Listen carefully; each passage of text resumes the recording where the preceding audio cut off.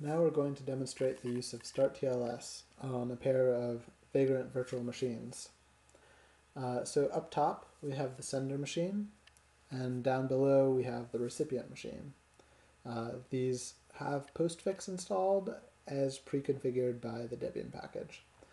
So first let's take a look at the default config for postfix on the sender machine. smtp_tls postfix main.cf. So we see what we're looking for here is SMTP TLS security level. It's not present, which means the sender will not attempt TLS to a recipient domain. So we can check that. Let's watch the logs on the recipient domain. And we're going to send an email from the sender machine to the recipient machine. Don't trust email, we're going to say.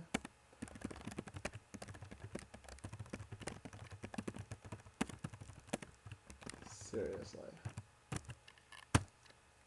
Okay, we see on the receiving end that was delivered. Now we want to look at the headers. We see here we got don't trust email, and in the headers we see it was received from sender.example.com using ESMTP. And what we're looking for here is ESMTP-S, which is what it would show if the message was encrypted. So now we're going to run the starttls configurator, which should provide us with a good default configuration on the sending box. So we run the MTA config generator on our testing config and tell it to put the results under etc postfix. We need sudo. Okay, so now when we look for smtpls in main.config, we see two things. One, security level is may, so that means when we connect to a remote host, if that host claims it supports starttls, we'll use it. But that's the easy part. The interesting part here is SMTP TLS policy maps. This is where we say, for this list of hosts, you should always use starttls. So we can check out the contents of this particular policy. Again, because this is our test harness, it just has one host, validexamplerecipient.com, and the policy is to always encrypt when communicating with that host. So now we restart postfix.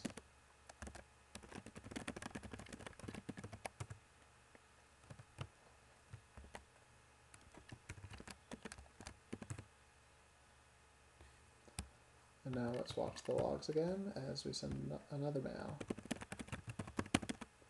Maybe email isn't so bad, I say.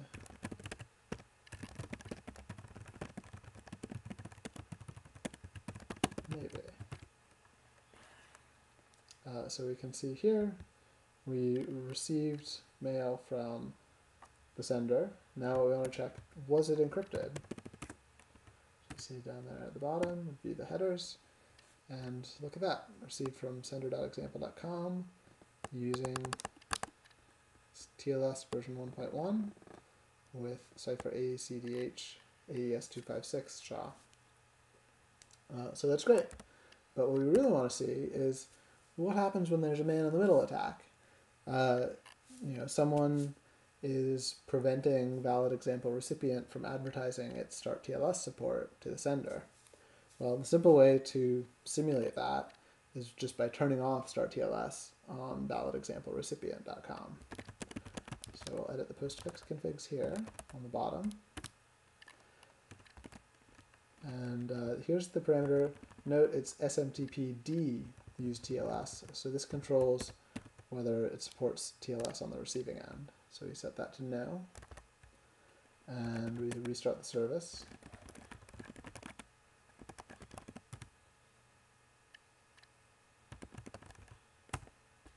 So now, when we send a very important email,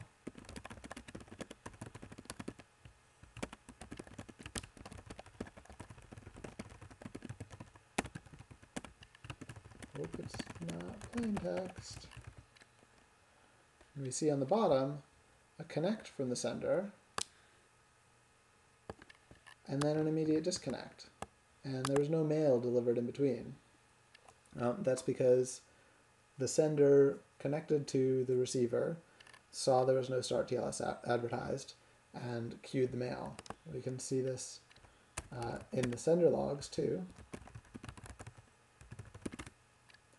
So you can see this at the bottom, status equals deferred.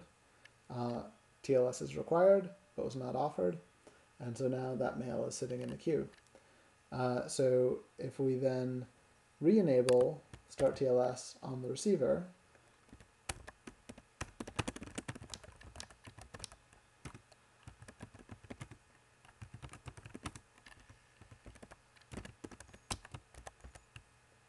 and restart, now next time postfix on the sender reprocesses its queue, it will succeed in negotiating starttls to the recipient, and it will deliver the mail.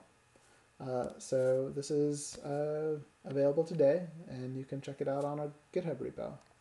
Thanks very much.